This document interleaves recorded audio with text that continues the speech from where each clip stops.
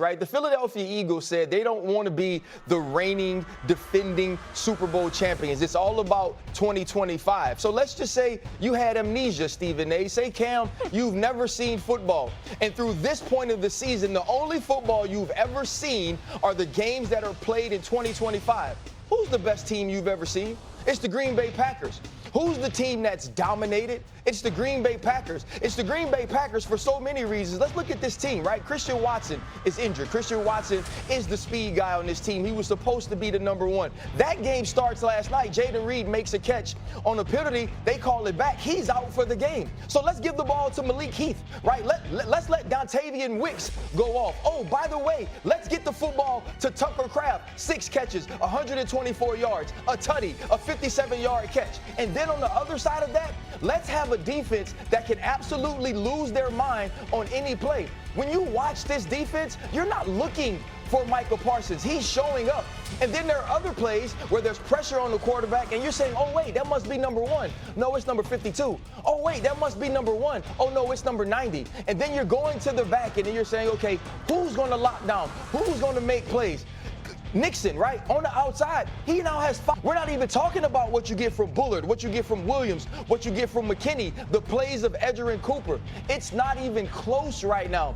And Jordan Love is playing at an all-time high. And here's the reason. You're going to look at the stats and you're going to say, oh, it's only 188. Oh, it's only a little bit over 200. 4 touchdowns, no turnovers. And there were 2 near misses last night to Matthew Golden that would have totally blown the roof off of this game. 9 straight games without a turnover, to be exact, RC. Go ahead, Stephen A. That sounds nice. A beautiful soliloquy on the part of Ryan Clark. But I'm not buying it yet. No. The reigning defending Super Bowl champion Philadelphia Eagles are the team in that slot right now. The Green Bay Packers are looking up at them. They have what the Green Bay Packers want. I don't give a damn about their lip services, a new season, there's no Super Bowl, whatever. That's because they claimed it and they know you can't take it away from them. So they can tell you whatever they want to tell you. But we all know who the reigning defending Super Bowl champions are. That's number 1. Number 2, you yourself, RC, has raved about Jalen Hurts. Excessively so and deservedly so, okay? The man just finds a way to win. And so when you take that into account, we can't ignore that. Plus the requisite weapons around them. When you look at Dallas and how formidable their offense was supposed to be, well, the Eagles shut them down in the second half. Now it was without Jalen Carter. So I'm looking at all of those things. Green Bay is nice. You got a new offensive coordinator in Detroit. Obviously, they got some things to work out, so you blitz them in game 1. Game 2, we look at the Washington Commanders. We know Jayden Daniels is that dude, but Debo ain't what he used to be. McLaurin is still not in football shape per se because he wasn't really a part of the preseason and all of that stuff with his contract dispute. They'll get better as the year goes along, but Detroit and Washington aren't necessarily what we thought, what we saw them as last year and what we believe they will be as the season progresses. The Philadelphia Eagles, as far as I'm concerned, all of those things taken into consideration, that is the team to beat. I like what I've seen from Green Bay, but I'm not giving them the edge over the reigning defending Super Bowl champions yet. I'm not doing that. Cam? Yeah, I'm with you, Stephen A. I think when you think about the whole totality of the NFC, everything starts and finishes with the Philadelphia Eagles. You know, contrary to popular belief, when you're thinking about the team that's hot right now, it's the Green Bay Packers. We're so quick to judge in sports. We're so quick to just say, hey, the product was shown first with this week with them playing on Thursday, and they look damn well.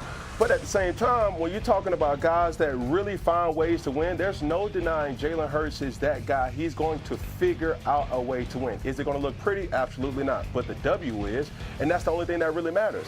So, yes, Green Bay is a very sexy team to look at. It's a very good team to want to cheer for. You hear the chants last night. Thank you, Jerry. You hear all these antics promoting the Green Bay Packers. But still,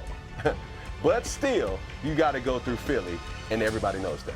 You know what, though? I love the switch up, right? I love the switch up, but we could say that Jalen Hurts isn't certain things and then now say just because of him, they're going to win. And Jalen Hurts is one of my favorite quarterbacks. Jalen Hurts has only shown up as a winner. We're talking about right now. We're talking about today. We're talking about totality, as you mentioned, Cam, and this entire team. This is what I want you to do with the Green Bay Packers. I want you to sit back, Stephen A., Cam, and look at it and tell me where the fish is. right? Tell me where the position is on the team and say, oh, we got the advantage there. Tell me where the spot on the team, the player on the team is say, we're going to attack him. You tell me where Dory Jackson is. Show me.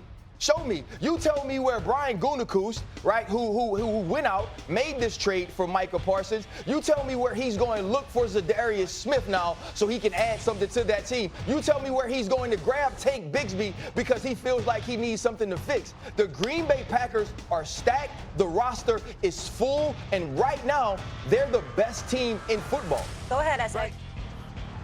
Once again, know who the hell you talking to, RC, because this is not me changing the narrative. I'm accusing you of doing it. Let's not get it twisted. You know what I'm saying? When we talk about somebody that was raving about Jalen Hurts, we're talking about you. And I'm not saying you were wrong. I'm simply pointing out that when you talk about the potential kryptonite that the Green Bay Packers may have to face, I'm saying it's that dude. By the way, I love Josh Jacobs. That brother's a stud. He's Saquon Barkley. I love their receivers. They A.J. Brown, Devontae Smith, and the crew. I love Kraft. What about Goddard? I love the offensive line. What about the Eagles' offensive line? And oh, by the way, a defense that can hunt itself, that can get at the quarterback that is Jalen Love. If they can rattle Patrick Mahomes, how come they can't rattle Jordan Love, who we've seen shrink in the postseason? So I get your argument, but as I try to tell you all the time, I'm brilliant. Because I know I'm not. I listen to those who are. I am not Cam.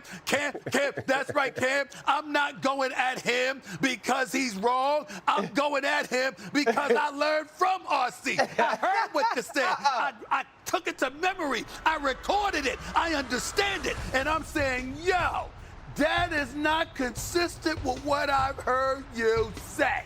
1 or 2 games to start the season ain't gonna do it, buddy. Can't do that. Cam?